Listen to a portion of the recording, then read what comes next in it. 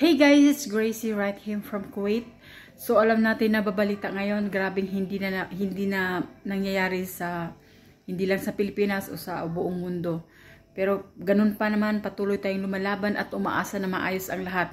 At lalo na ako, umaasa na maayos na rin at mahanap na yung balikbayan box ko na pinadala ko po sa Tag Cargo nung last January 5, 2024. So 7 months na po siya. At hindi ko akalain mayroon pa palang iba na isang taon nang mahigit sa ganong shipping company pa rin, Tag Cargo. Tapos patuloy pa rin silang nangungulikta in 2024. Take note, may issue sila ng 2023. So yun lang po.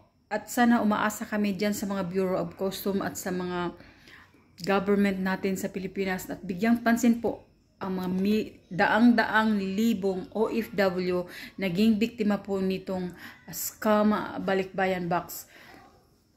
So kung kailangan po namin magbayad para lang po makuha yung mga boxes namin para mapadala doon sa mga pamilya namin, gagawin po namin yun. Basta lang po talagang siguradong makuha namin yung mga box namin. Kasi alam ko maraming naglipana rin ngayon na nasasabihin ng dyan yung silang bahala sa box mo. Magpapadala ka lang ng ganyan. So wag po kayo maniwala sa ganyan. So, see is to believe. Yan lang po laging tatandaan natin. So, nakakalungkot isipin kasi pinaghirapan po namin ang mga nilalaman ng mga boxes namin para sa pamilya namin. Tiniis namin na ganun lang ang kainin namin para lang may ilalaman yung mga box namin.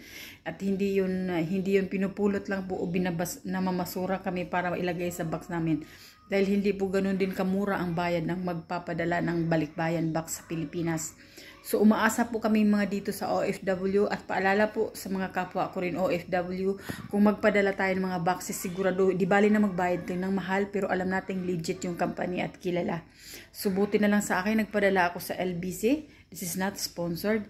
Nagpadala ako sa LBC at yun ang dumating. Samantala yung pinadala ko ng mas nauna, last January, hanggang ngayon, yun po yung hindi talaga mahagilap. Kung nasa Bureau of Customs ba o nasa warehouse ng Kuwait, kung saan man warehouse yung Tag Cargo mayroon dito sa Kuwait. So yan po ang abangan natin. At sana, sabi nga nila, bago daw September, siguraduhin daw nilang mai-release lahat ng mga balikbayan box na nakatenga sa kanya-kanyang port ng Manila, Philippines, sa Davao or sa Bureau of Customs. So yan ang aabangan natin.